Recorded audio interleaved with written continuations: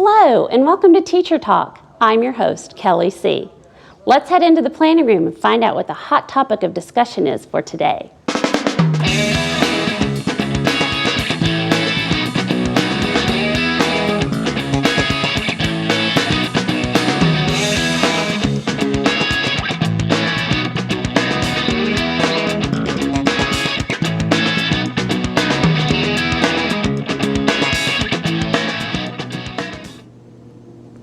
The hot topic of today's discussion is summer reading.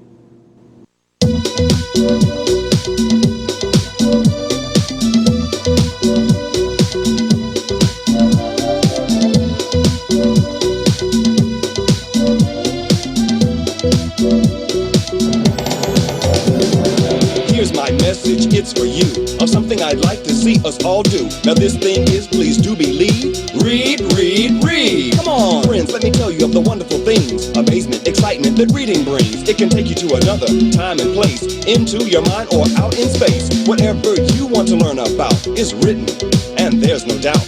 Read about a great big lion roar, see life on the ocean floor, how birds in flight fly and soar. This and more, that's what's in store. You might want to read a mystery. Summer is fast approaching. The days are longer, attention spans are growing shorter, and everyone is ready for some fun in the sun. But just because school will be out doesn't mean that reading and learning should stop. Students who do not read over the summer are likely to lose crucial ground. One summer off can sometimes mean a whole school year of struggling academic performance. Reading achievement of students who live in low SES areas typically decline an average of 3 months between June and September, while that of typical middle-class students improves or remains the same. This means that a summer reading loss of 3 months accumulates to a crucial 2-year gap by the time kids are in middle school, even if their schools are equally effective. Children need to read outside of school. Research clearly shows that the key to curtailing summer reading loss is finding creative ways to get books into the hands of children during the summer break. Having books at home explains how much students read over the summer. Unfortunately, the very students who are most at risk are the ones who often don't have enough access to books. Summer Reads is a free program that changes this situation by providing accessible, engaging texts for at-risk readers. Let's hear a little more about this program from its founder, Freddie Hebert. Welcome. I'm Freddie Hebert, a researcher and educator who has started a not-for-profit aimed at getting comprehensible texts into the hands of beginning and struggling readers. Thank you for joining me in supporting our students to read more this summer. Why is summer reading so important? Researchers have shown that children from high and low income homes made similar gains on reading during the school year, but that levels of low income children either fell or stagnated during the summer, while higher income children continued to progress or maintain their reading levels. By 4th grade, this was reflected in a significant gap between low and high income students. We can't ameliorate all of the challenges that low-income children face, but we can help them stay on the page over the summer. We've learned a substantial amount about what makes summer home reading programs effective. The free texts that my colleagues and I have developed, Summer Reads, were designed to support these elements. First, students need access to texts. The number of texts does not need to be great. James Kim's research at Harvard University shows that even reading 4 or 5 books over the summer helps to decrease the summer slide. Unfortunately, the very students who are most at risk are the ones who often don't have enough books. Summer Reads changes this situation by providing 7 texts per level. Next, texts need to be comprehensible for struggling readers. By comprehensible, I mean that the texts need to be at a level that students can read with accuracy so that they can comprehend and also want to keep reading. There are many summer reading programs that don't consider whether students can actually read the text. Researchers have found that when children got free books from a spring reading fair, 2/3 of them chose books that were too difficult for them. These students failed to score any higher on a standardized comprehension test in the fall than their counterparts who didn't get the free books. What does it mean to have comprehensible text? There are about 5,580 words that account for about 80% of the words in the text read by adults and 90% of the words in text read by students through the middle grades. The majority of struggling readers are not automatic in their recognition of core words. They can read, but their reading is slow, which harms their understanding and interest. The summer reads give students opportunities with the core vocabulary. Across the 3 levels of summer reads, there's a small but steady increase in the percentage of challenging words. The rest of the words are from the core vocabulary. What this means is that struggling readers can read the text on their own.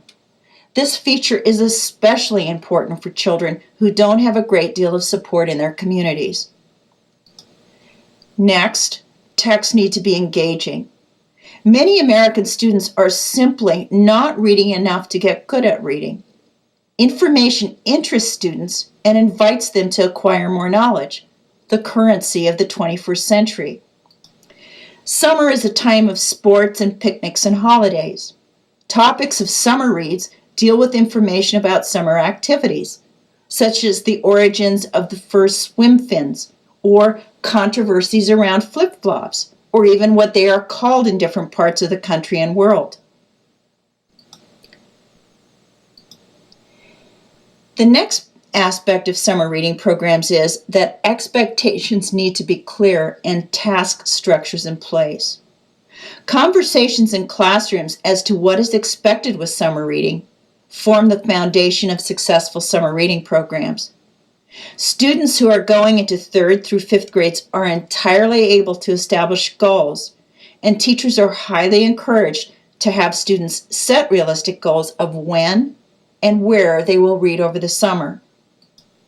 You need to have these conversations with your students, but materials can help convey expectations, and the Summer Reads program does that in the following ways.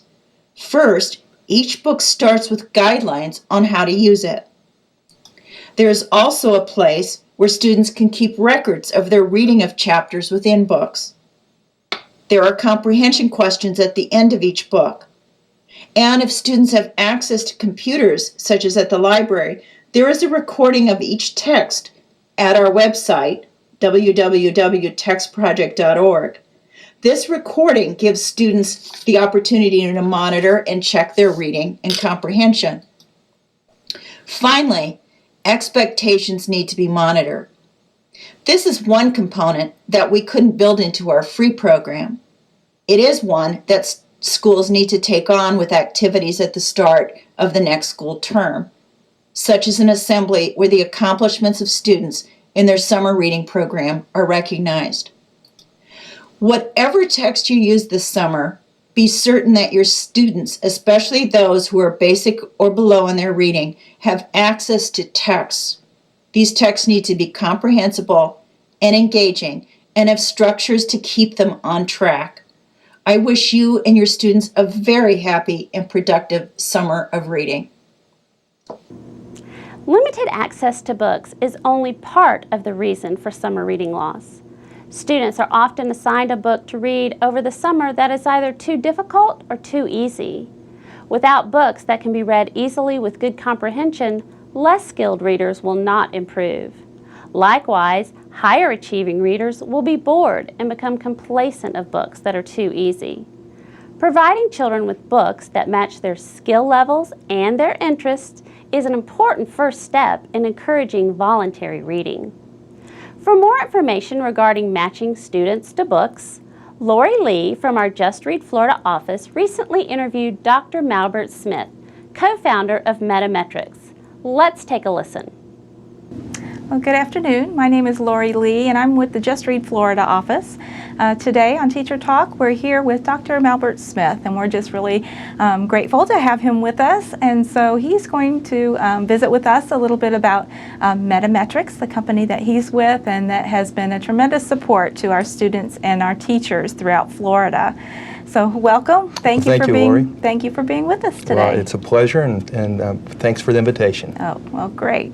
Well, just to start off, could you just share a little bit with us regarding the Lexile measure, what exactly Lexiles are and how they're determined? Good. Great questions.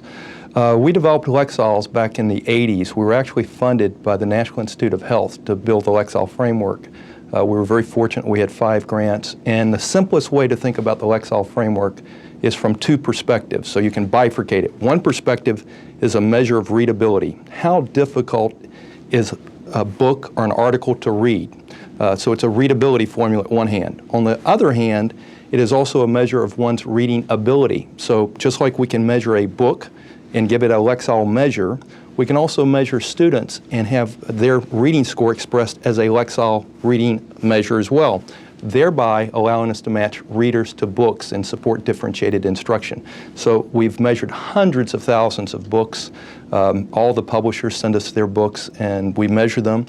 What we're looking for on the text complexity side is the semantic and syntactic load of the book. How difficult are the vocabulary words? How difficult is the syntactic structure? The higher the Lexile measure, the more difficult something is to read. The lower the Lexile, the easier it is to read. Likewise, we measure students by linking an existing test to the Lexile scale. And in your state, the Florida Assessment for Instruction in Reading reports out Lexile. So you have an assessment that reports out Lexiles, and they can use those scores to connect to books. And in addition to books, we've measured hundreds of millions of articles.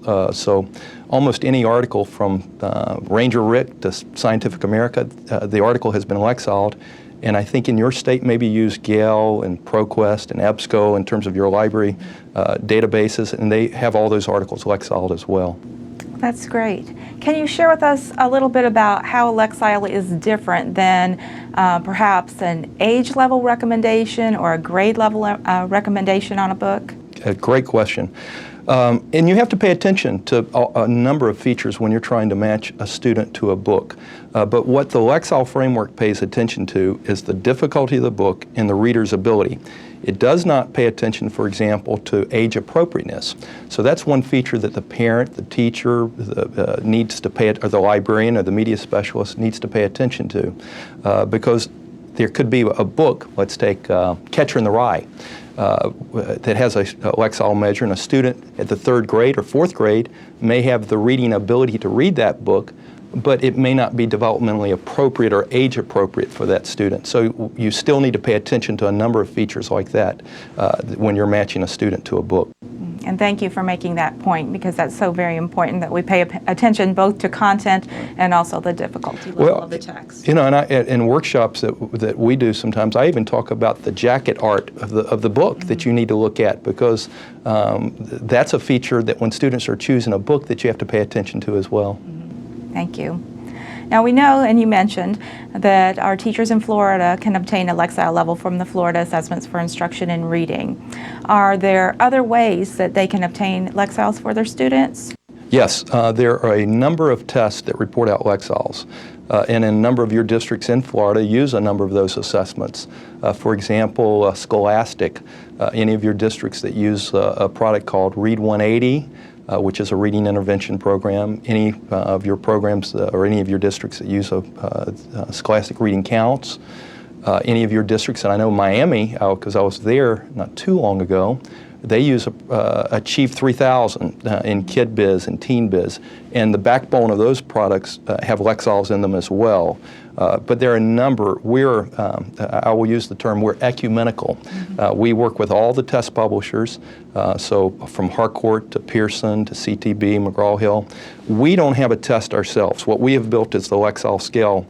Our position, my position is, and my firm is a psychometric research firm. We work with assessments. And I think in our country, we have enough assessments. What we need to do more with are the assessment results that go home to parents and teachers. And so I don't think the world needs 3 more new tests. We have plenty of tests. What we need to have from those tests is more actionable information so that teachers and parents can do things with those test scores when they go home. And I think in that respect, in your state, the FAIR has lots of wonderful feedback reports for teachers and parents, and I think does a really good job there. Oh, thank you. We're very pleased with FAIR and excited that it provides the information both to teachers and to our parents, so we're excited about that. When students receive a Lexile level, and teachers may use the Scholastic tool or the FAIR, sometimes they may use both of those tools, and they may get quite a different measure. Can you share with us, why that might occur, and then which one is right? Exactly. Good question.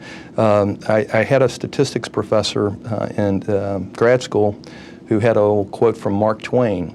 And I think the quote goes something like this. Mark Twain said, "A man with 2 watches never knows for sure what time it is." And I suspect if I ask you to look at your watch now and I looked at my watch, we may have different times. It may be a few minutes off, or I could be on Central Standard Time because I could have flown in here from another part of the country. We know that every measurement has some uncertainty of measurement in it. The test scores are not infallible.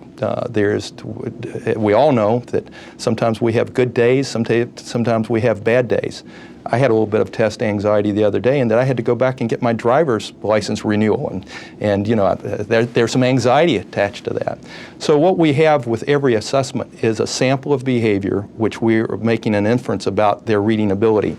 And so if you have 2 different instruments that report out 2 different Lexile measures, there are a couple of things you can do. One is you can look to see, does one have a higher reliability, and you could give more credence to that one. Number 2, thing that I often recommend is you just average the 2 measures. If you take the same test, and I don't care what test it is, if you take the same test 2 days in a row, you'll get 2 different scores. And I'll give you one personal story about this. My son, who now is a college freshman, signed up to take the College Board SAT and the ACT his junior and senior year in high school. And I suggested to him, I said to my son, I said, your sisters, I probably never should have said that, took a little bit of a test prep class, and I would love for you to do that. And he said, "Oh, Dad, I don't need to do that." He said, "I'll show up, take the test, I'll be fine." And I said, "Well, have you ever looked at there are released test items you could look at?" "Oh, Dad, I don't need to waste my time with that. You spent too much money on my sisters, I'll be fine. I'll take the test, I'll be fine." About 3 weeks later, test scores come home, we're at dinner. He opens up his envelope and he says, "Dad, we did not get what we wanted." And I laughed and I said, "What's the we here?"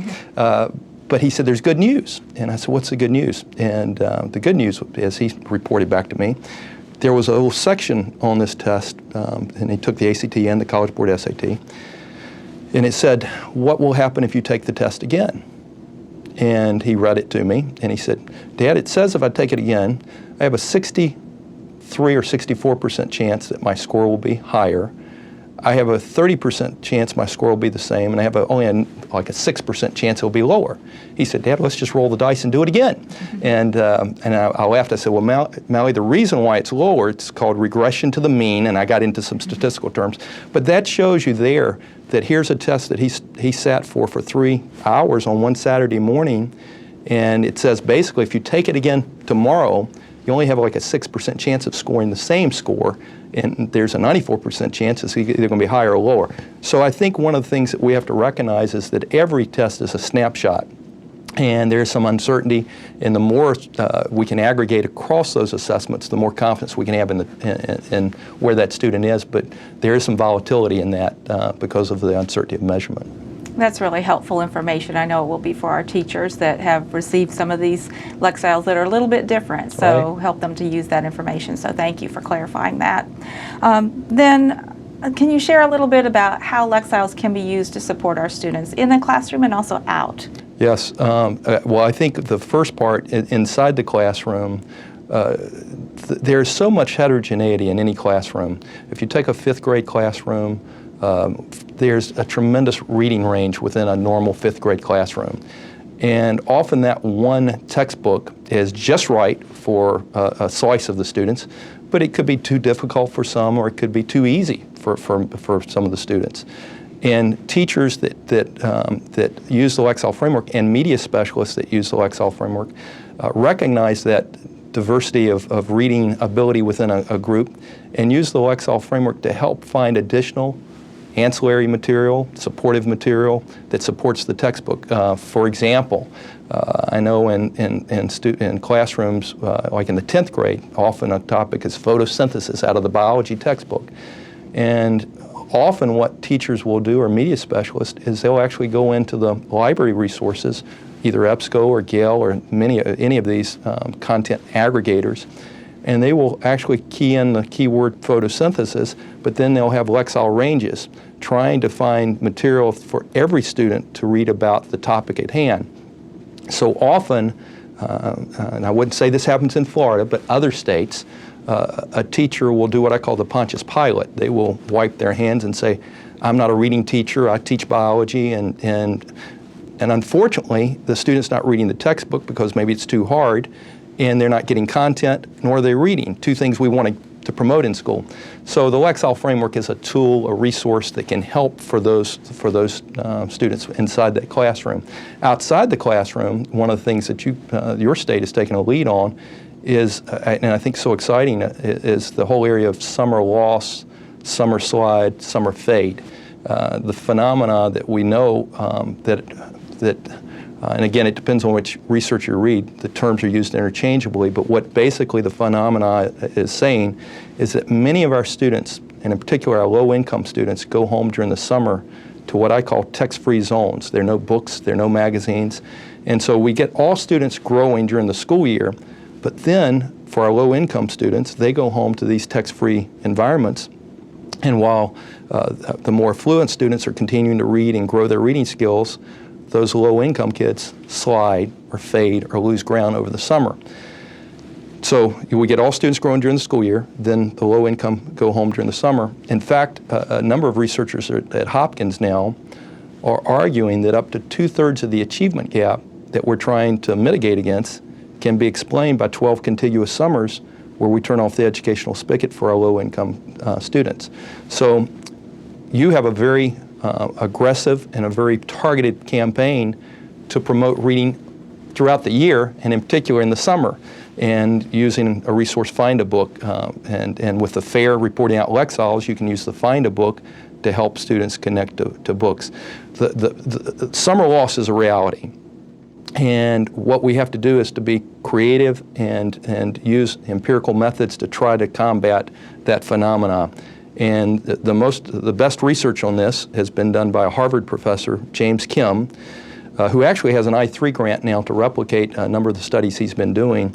But what he found is that, okay, summer loss is a reality, but he also found that we could do something about it. And here's what he found. Punch points are this.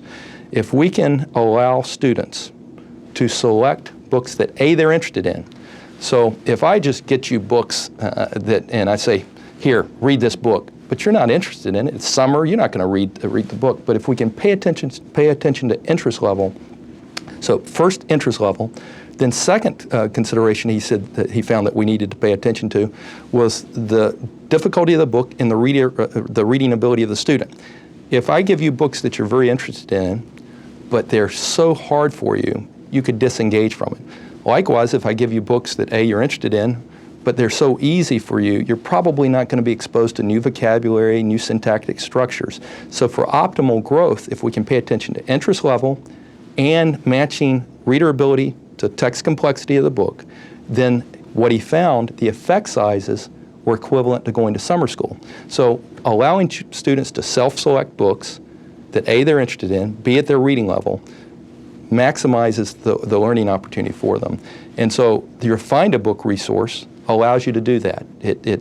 As you go on that resource, it's a pull-down menu. You click on the grade you're in. Then the next screen is interest genres. So you could be interested in science fiction, novels and mysteries. I could be in the 5th grade with you, but I'm interested in sports and name 3 other topics, so I click on what I'm interested in. Now what the Find a Book does, the resource, it searches through hundreds of thousands of books, and you get a targeted reading list. I get a targeted reading list at my reading level, at your reading level, and then the next screen over, you can actually see the closest public library from where you're sitting, so it connects those test scores to books to the public library, and each student has a personalized, customized reading list. And I think what you're doing in your state is so important, because if we're going to really do something and eradicate this achievement gap, we have to extend learning time outside the 180 days of the school. And this is such a cost-effective way because the public libraries exist. FAIR is already available for students, and Find a Book, the resource is completely free as well. And we thank you so much for your support with the Find a Book. It's really a great help to our students, especially throughout the summer. What about our kids that perhaps don't have a Lexile level? Is it possible for them to use Find a Book? Yes, great question. We didn't want, because for that to be a showstopper. If a student or parent goes to this website and they couldn't find their test score, or they didn't know what the test score was, we didn't want that to restrict the use of it. So what we do in that case is we again ask you for what grade you're in, but then there's a simple question we ask. We ask, are you reading, are your textbooks at the 3rd grade easy, hard, or just right? It's basically what we ask.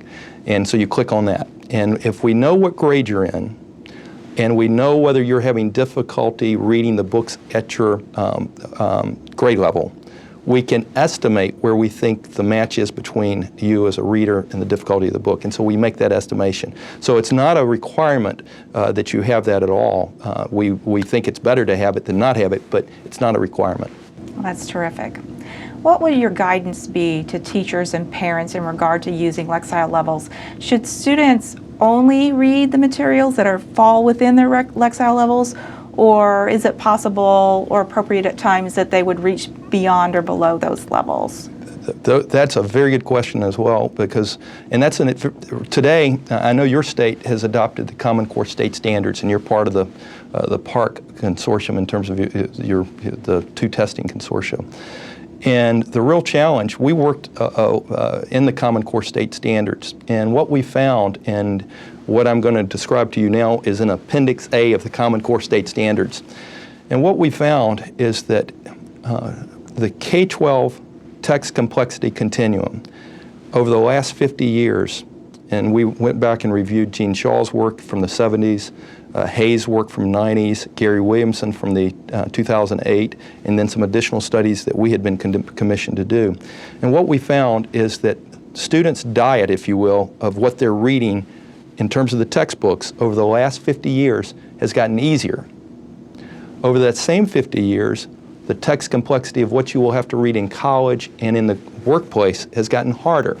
So there's about a 170, 200 Lexile gap between the normal diet of what a student would receive in the K-12 environment and what they'll have to read outside of when they graduate in June and enroll in college in August. And that's why I think we have so many students that end up in, euphemistically, what we call developmental education in the community colleges and colleges, and it's always reading, writing, and math are the 3 that they go into. So paying attention to the diet of what students are reading. Also, I'll mention this, Neil Duke did a reanalysis of some of the Pearls data, and what she found is that those countries that were outperforming us in reading, one of the differentiating factors was those students in other countries were reading a higher percent of nonfiction text. So